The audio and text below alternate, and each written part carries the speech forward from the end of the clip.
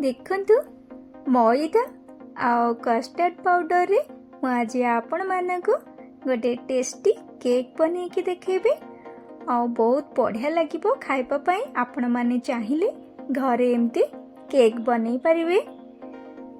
नमस्कार मित्रब्धि किचन को आपण मानक बहुत बहुत स्वागत। आपण माने प्रथम रु शेष पर्यंत संपूर्ण भाव में भिडियोटी को देखंतु और जदि आपण मानकर भिडियोटी पसंद आसे ताहले लाइक शेयर और सब्सक्राइब कर दियंतु। और देखंतु केकटा आपण माने देखि पारुथिबे केते सुंदर हेची, बढ़िया हेची। पूरा मार्केट रे जेमती मिले केक एमती केकटा बहुत बढ़िया बनी थिला, बहुत टेस्टी भी लगी थिला। आपण माने चाहिए बनै पारिबे घरे। तो देखंतु केक बना पे एठी मैदा नहीं जाइए गोटे गिना और तार अधा दे दूची कस्टर्ड पाउडर। आपण माने एमती कस्टर्ड पाउडर रे थरे केक बनै के खांतु, बहुत बढ़िया टेस्टी लागिबो। और देखंतु गोटे कप चीनी दे दूची। आपण केतिकी मिठा खाउचंदी देखिकी चीनी देबे आपणक पसंद अनुसार। परे आधा कप खाइबा तेल दे देली, रिफाइन ऑयल। तो सबको भल भाव एमती चामच रे मिसई नौची। चीनी रु पानी बाहरिबो तो सेतिपई प्रथमे भल भाव में मिसई नेबी। परे क्षीर देबी, सिझा क्षीरटा अल्प उषुम थिबो ही देबा।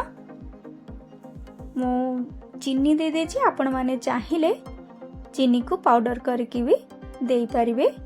तो देखंतु अल्प अल्प क्षीर देबे, एकाथरे क्षीर देबेनी। गोटे कप सिझा क्षीर लागिला। पूरा सबको भल भाव में देखंतु मिसई नेली आउ एमती ही हबा। देखंतु परे गैस ऑन करके कढ़ाई बसई नीचे। कढ़ाई को पूरा गरम हेबा पई छाड़ी देबा। ढाकुणी देकी गरम हेबा पई छाड़ देबी किछि समय।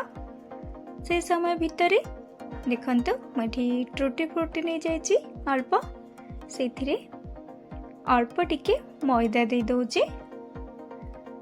मैदा देकी ताको भल भाव रे एमती घांटी दउछि। एमती करबा द्वारा ट्रुटी फ्रूटीटा गोटे जगह रे रहिबनी, चारिआडे खेळे की से रहिबो केक रे। दे देली, देकी पूरा भल भाव में मिसई नेली। परे मुझे गोटे पैकेट इनो दे देली। इनो को एक्टिव करबा पई गोटे चम्मच पानी दे दउची इनो ऊपर। भल भाव में मिसई नबा। मु इनो देछि, आपण माने चाहिए आपण मानक पाखर जदि बेकिंग पाउडर अछि ताहले इनो बदल रे बेकिंग पाउडर दे परिबे। देखंतु मु एथिरे बनेबी केक। ये टिफिन फल गोटे मोटा पेपर टे गोल साइज रे काटिकी रखी नेली। से खाइबा तेल दे दउची, पूरा चारिआडे लगे नउची। और देखंतु पूरा चारिआडे लगे नेची तेल। एबे केक पई रेडी करी रखी देबा। बैटर को दे दबा। आपण मानकर वीडियोटी जदि पसंद आसी थाए ताहले लाइक शेयर और सब्सक्राइब कर दियंतु। आ देखंतु सब बैटर को दे सारा पर मुझे अल्प किछि टूटी फूटी रखी नहीं थी। ऊपर एमती रखी नउची आ चेरी अल्प रखी नउची। पर देखंतु ढाकुणी बाहर कर नउची। आ कढ़ी पूरा गरम हो गलानी। कढ़ी भितर गोटे स्टैंड रखी नउची। आ देखंतु केकटा कुक करबा समय रे जाल पूरा एमती कम करी देबे। और देखंतु स्टैंड ऊपर रखी नउची रेडी करके रखी थिबा बैटर केक पाई।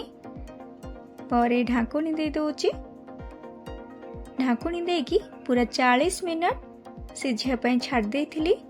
40 मिनट पर देखंतु छुरी लगे की देखुची पूरा क्लीन आसला। ताहले आपण माने जानि पारिबे जे भल भाव रे सिझी जाइची। गैस बंद कर देथिली। ठंडा हवा पे केक को छाड़ देथिली। पर एबे छुरी साहाय्य केक को चारिआडे एमती बाहर कर नेली। पर प्लेट को बाहर कर नउची। केक सिझिला समय टूटी फूटी सब केक भितर रही गला। ଆଉ ଦେଖନ୍ତୁ ଥଣ୍ଡା ହେଲା ପରେ ହିଁ କେକ୍କୁ ବାହାର କରିବେ, କାହିଁକିନା ଏ କେକ୍ଟା ଏତେ ନରମ ଆଉ ପୁରା ଦାନା ଦାନା ଟାଇପ୍ର କେକ୍ଟା ବହୁତ ବଢ଼ିଆ କେକ୍ ବନିଥିଲା। ତ ଦେଖନ୍ତୁ ପ୍ଲେଟ୍କୁ ବାହାର କରିନେଇଛି। କେତେ ବଢ଼ିଆ କେକ୍ଟା ହେଇଛି ଦେଖନ୍ତୁ। ମାର୍କେଟରେ ଯେମିତି ମିଳେ ନା କେକ୍ଟା, ଯେଉଁ ଫ୍ରୁଟ୍ କେକ୍ ମିଳେ, ସେମିତି ହିଁ ବନିଥିଲା। ବହୁତ ଟେଷ୍ଟି ଲାଗିଥିଲା।